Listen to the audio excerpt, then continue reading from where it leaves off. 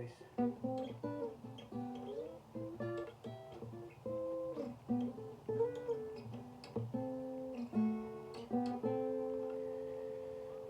It's a nice guitar part, isn't it?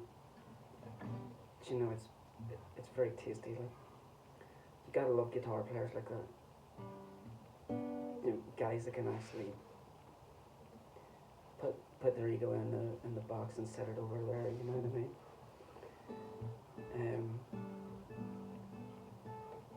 Rather than us with gargantuan appetites, you know, and just on a needless whim they'll, you know,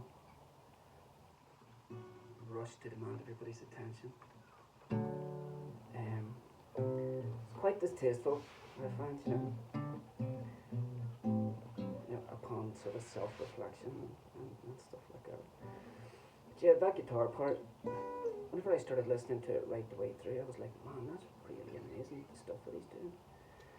And it's so tasteful, and it's obviously quite, I'm quite a clunky guy, you know what I mean? And it's very deft, it's light touch sort of thing. And it serves the song completely.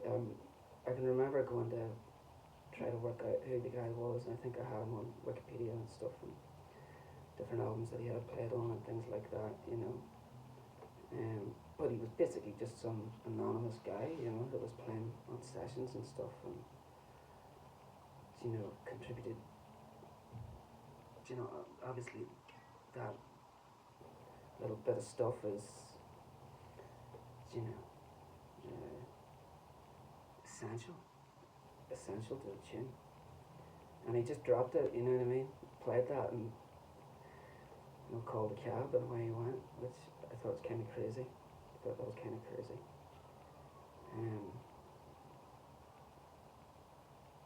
But it probably takes a guy with that kind of a nature, you know what I mean? That kind of a makeup to be able to even get in there and make that happen. You know, I do appreciate guys like that. You know, I love to play with them. I really do.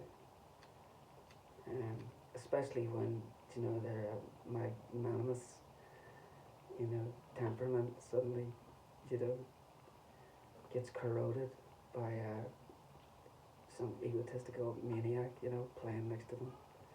And eventually they start to lose their head, you know what I mean? It's when they start to lose their cool, it's quite cool, you know. But you know, just as a laugh, like not meaning anybody any harm, you know. But I'm very grateful to, you know, players like that I've had the fortune of, you know, doing a wee bit of stuff with, you know. They can bring so much, you know what I mean? You can be working out a tune and stuff like that, and you start to get into things like arrangements. Yeah, you know, I'm doing arrangements now, you know, so you have this whole idea, you know, this brainchild, and you know, you bring it in and you show everybody, and but the quiet guy has brought in something as simple as on a soul tune, he'll just go.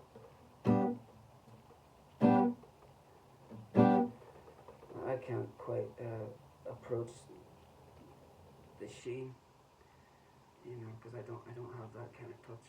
I'm a bit ham-fisted in that regard, but it just completes the tune, sets it up, you know.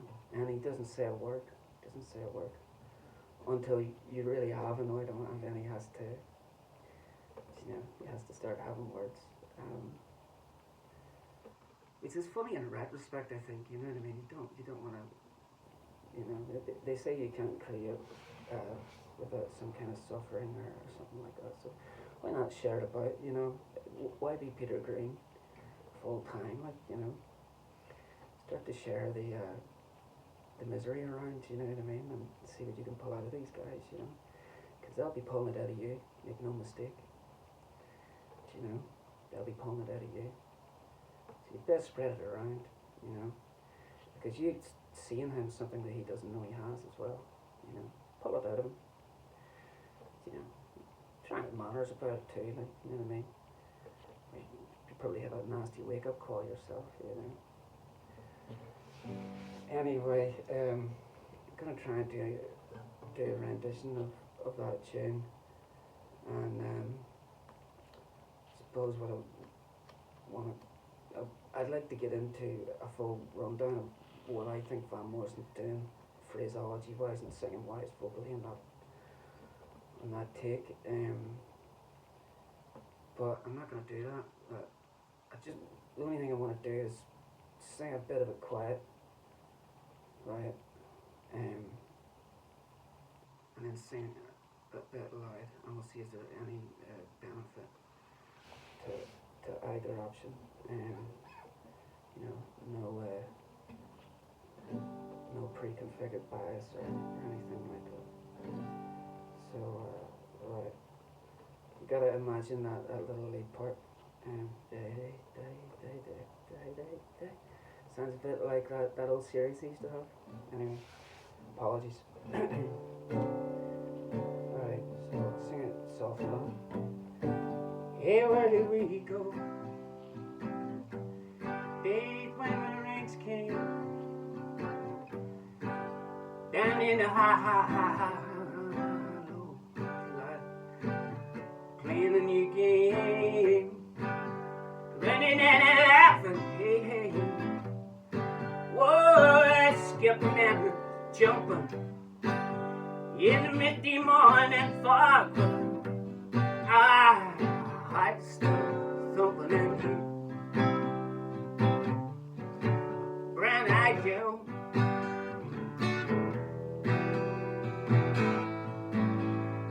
You, brown-eyed girl, sacrilege, do you? What would ever happen? Tuesday was so slow, going down the old mine. It's not quite the same, is it? Transistor radio, running in the sunlight, laughing, riding high on a rainbow's wall, slipping out of slide, walking along the waterfall with you. Brown-eyed,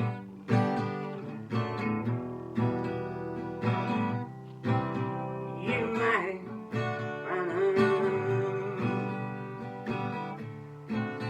do you remember when everybody sing along? We used to sing. I find that's a good place to rest. That's the part I would sing softly, and let that, you know, bunch of maniacs chant it out, you know. They're playing free jazz, really. They don't even know it.